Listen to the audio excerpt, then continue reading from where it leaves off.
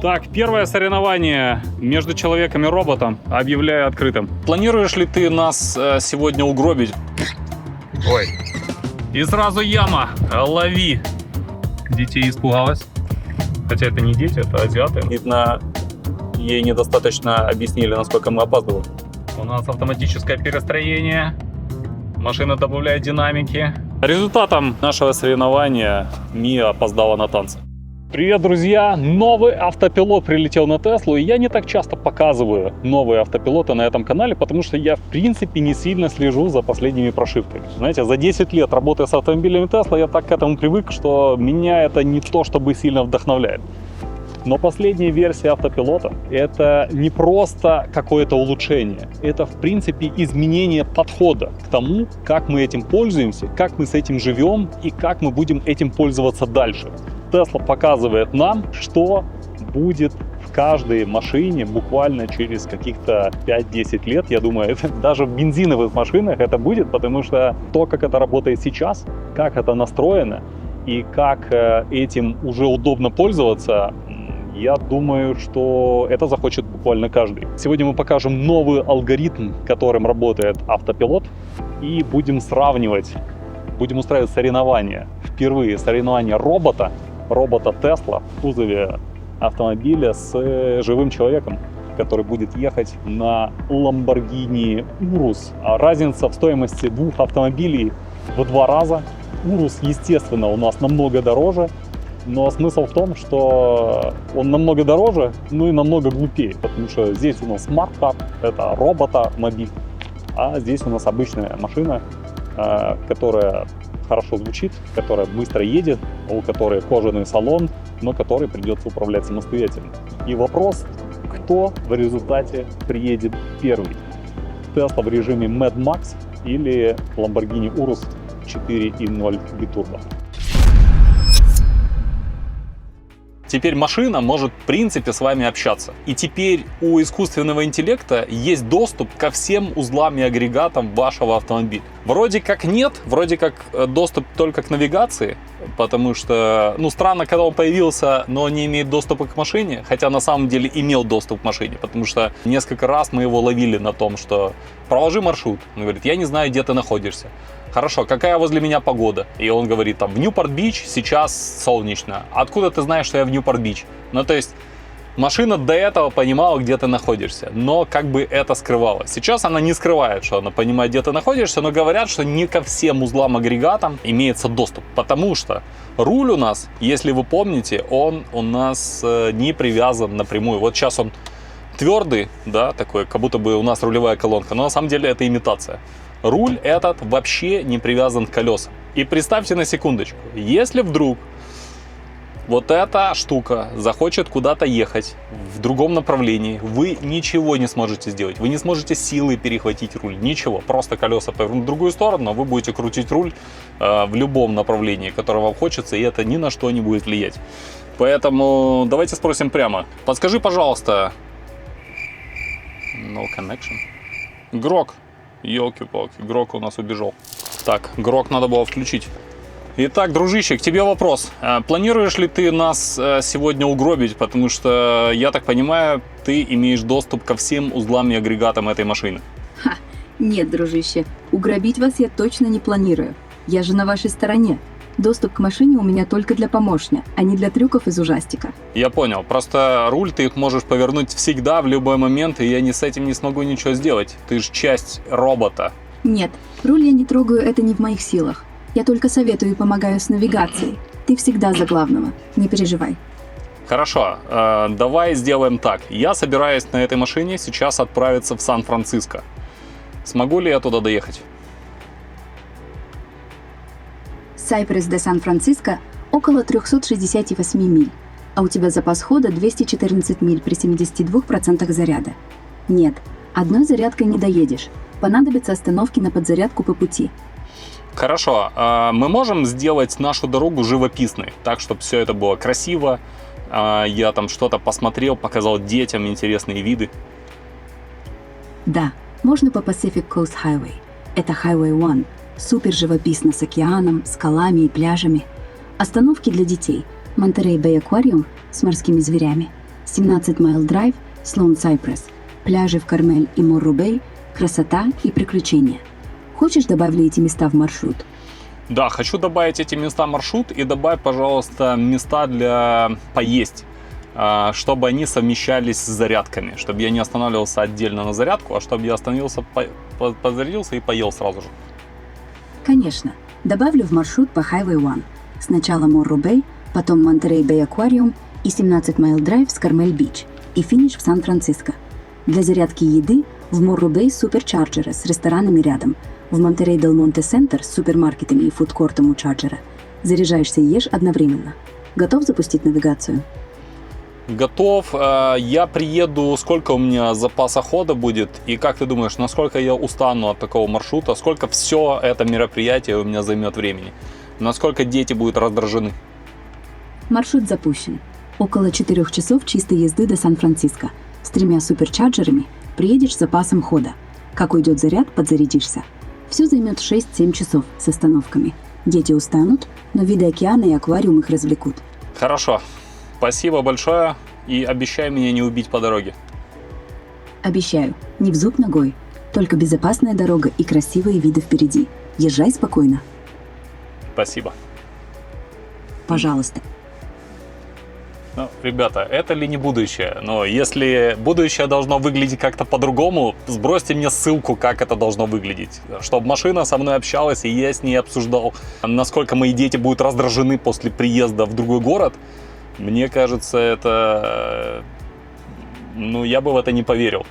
Более того, она же собирается проехать весь этот путь самостоятельно. Мия, вопрос. На чем ты хочешь ехать? На Сайбертраке или на Ламборгини? Потому что ты аж даже не успел показать тебе Ламборгини. Вот она стоит. Даже так? Ладно. Не, какой офис? Мы едем Мию завозить на танцы, и мы опаздываем. Мы опаздываем на 15 минут уже. Куда мы едем? Я тебе сбросил адрес в WhatsApp. Так, первое соревнование между человеком и роботом объявляю открытым. Так, для того, чтобы начать движение, нам надо только нажать кнопку. Готов? Да. 1, 2, 3. Ой, не на это я рассчитывал. И сразу во второй ряд. И сразу яма. Лови. Готово. Значит, давайте покажу сразу глобальное отличие. Это режимы езды. Мы здесь накручиваем на Mad Max. И в режиме Mad Max машина будет соревноваться с водителем человеческим. Мы, напоминаю, ничего не делаем. Мы просто сидим и показываем. И Мия напряглась. Потому что я не успеваю на бальные танцы. Вся надежда на робота, Миечка, чтобы он тебя довез как можно быстрее. Я не собираюсь касаться руля вообще. Но Ламбо пока что нас обгоняет. Я тебе предлагал садиться в Ламбо, видишь, ты не хотел. Так, у нас автоматическое перестроение. Машина добавляет динамики. И еще одно перестроение. Как вам? То есть она сама находит, куда ехать и едет. Ограничение скорости у нас 40. Мы едем 49, это в милях. И Ламбо позади. Где Ламбо? Ламбо, да, Ламбо вот за нами перестроилась.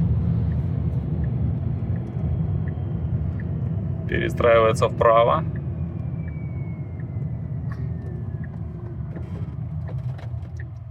Дети. Детей испугалась.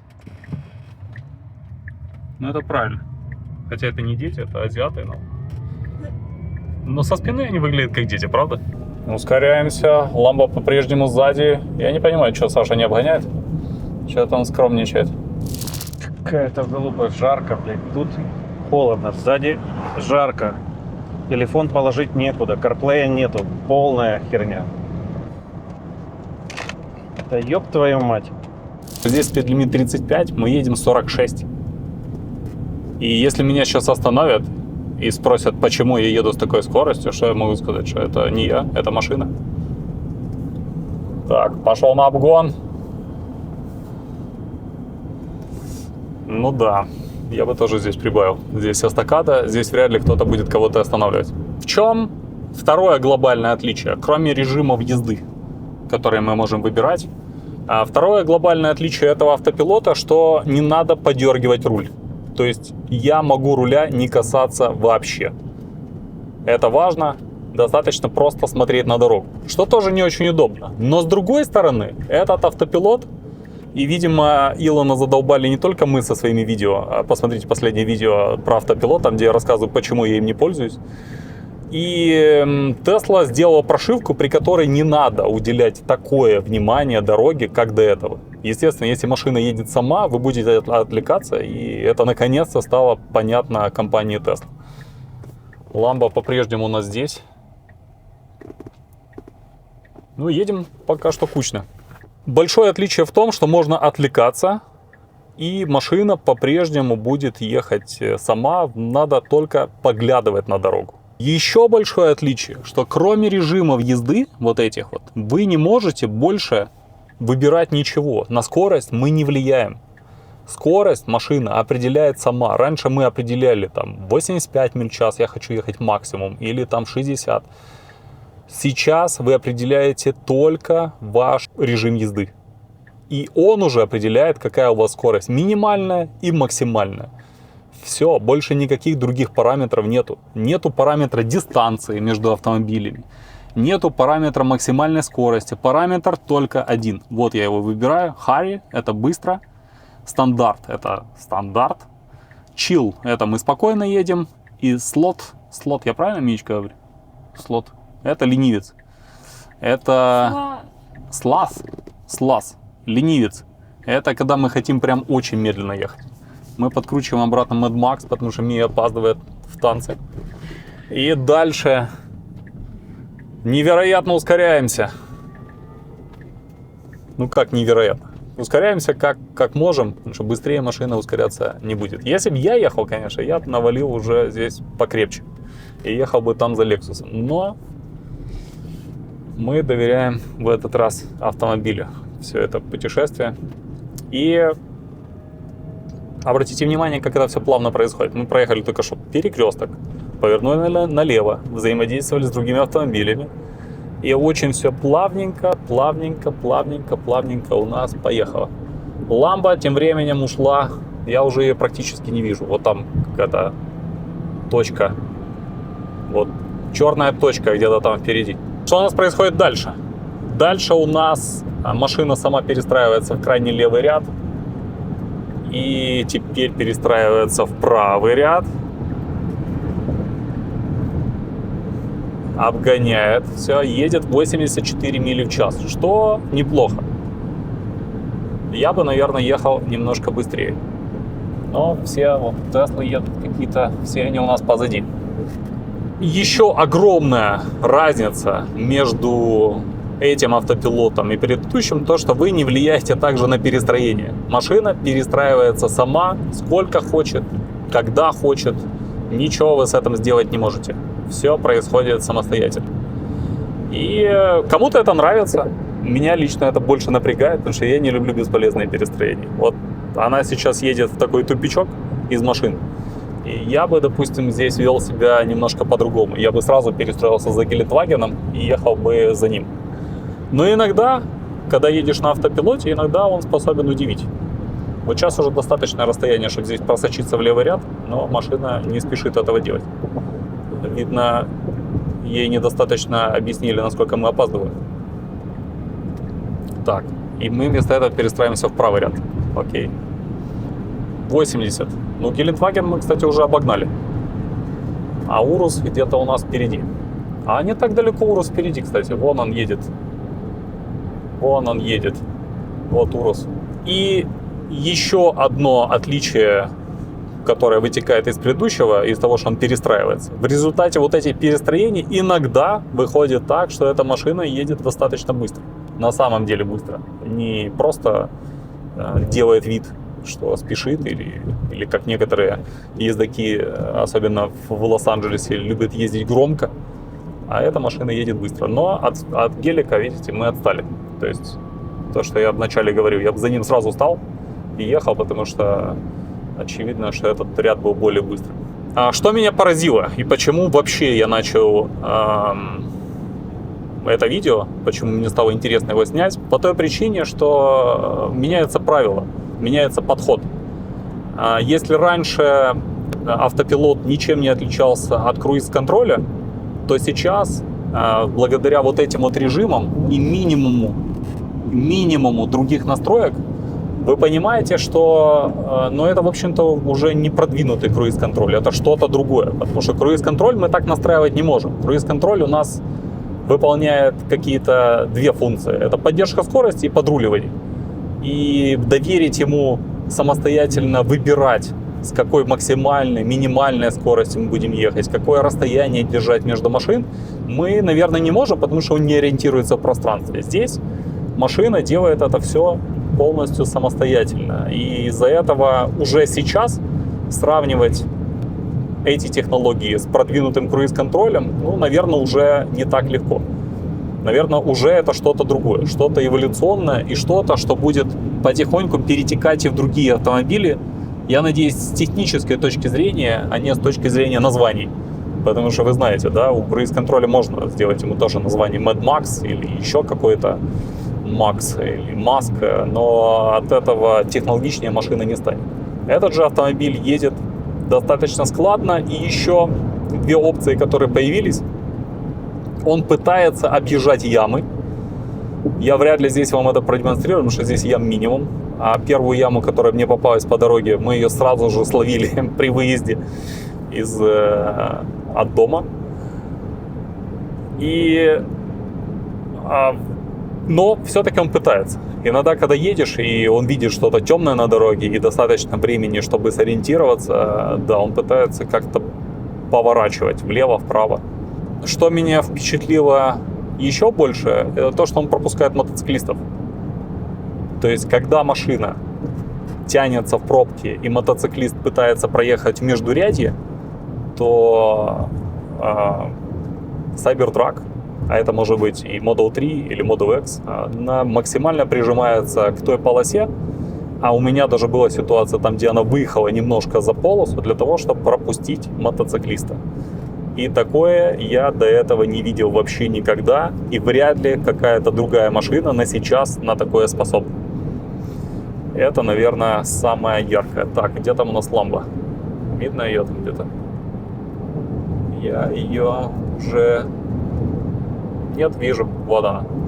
Через 4 машины от нас. Скорее всего, у Саши нет желания демонстрировать какие-то скоростные рекорды. Я думаю, что он едет в около спокойном режиме. Просто едет так, как он бы ехал в реальной жизни. Ни больше, ни меньше. Так, я вижу Cybertruck в своей полосе. Также обратите внимание, что у нас появилось в меню. Значит, мы открываем меню «Автопилот» и видим вот такую вот статистику. Значит, 67% времени машина проехала на автопилоте. Проехала она 2014 миль и 2099 миль total. Версия автопилота у нас 14.2. Это просто многим будет интересно, про что же мы, в общем-то, рассказываем. И в чем глобальное отличие Cybertruck от других электромобилей Tesla? Я не знаю, может быть, в вашей тройке такая же история, но в Model X и Model S есть еще средний режим. То есть дает машина средний режим, в котором вы используете продвинутый как раз круиз-контроль. А здесь такого нет. Либо полный автопилот, либо ничего. И вот мы объехали ламбу. Какого хера? Придется за ним гнаться. Мы обогнали ламбу. Пока я вам что-то рассказывал, видите, между рядов несется куда-то у нас машина. Перестраивается влево-вправо.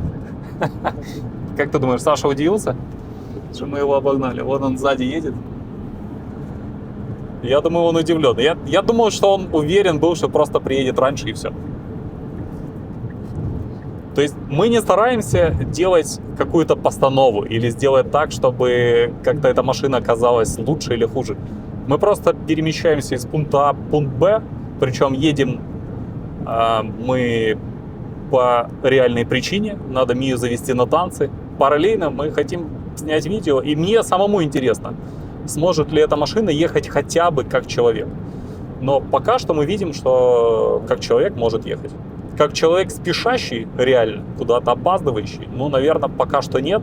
Но здесь и режима такого нет. Потому что все-таки в любом режиме эта машина будет пытаться так сделать, чтобы полиция нас не наказала.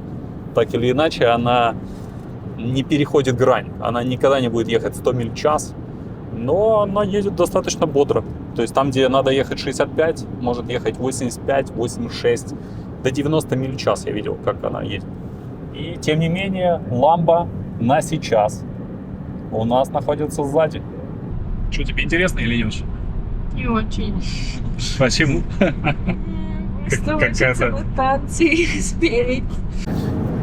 У нас ограничение скорости только что было 55. Вот снова 55, мы едем 84. Машина перестраивается.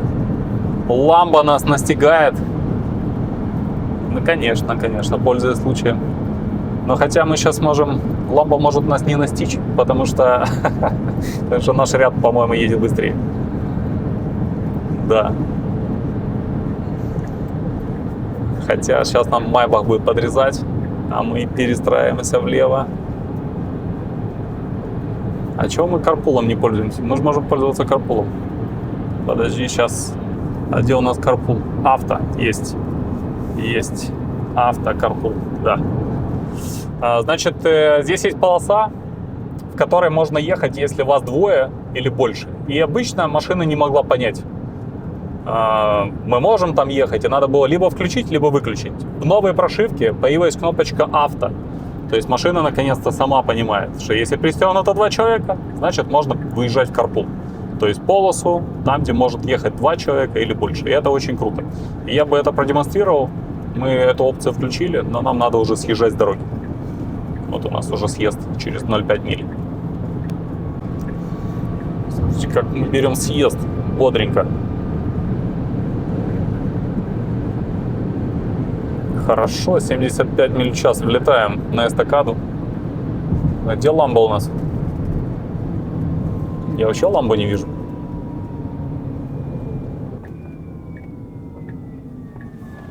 А, вот Ламбо. Все. Догоняет.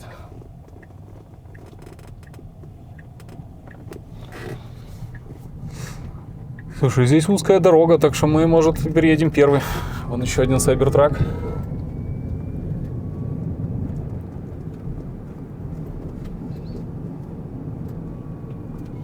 Ламбо настигает. Пропускаем Раптор. Ламбо выходит вперед. Блин. Вот здесь уже Саша старается. Видно, что старается. Переходим в один ряд. Шансов у нас мало. Миечка, мы с тобой проиграем. Роботы пока что проиграют. Но ненадолго, вы же знаете. Может быть, мы проиграем эту битву, но выиграем сражение. Нет, ты скептически настроен. Результатом этого эксперимента Мия опоздала на танцы. Других результатов весомых нету. Но мы с вами посмотрели, как машина под управлением робота может, в принципе, спокойно соревноваться с машиной под управлением человеком. Так, куда? А, она паркуется сама, смотрите.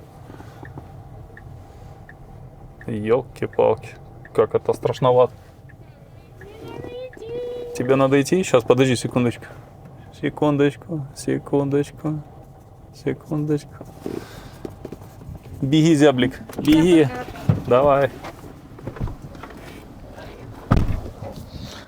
Ну что, большой шаг для человечества.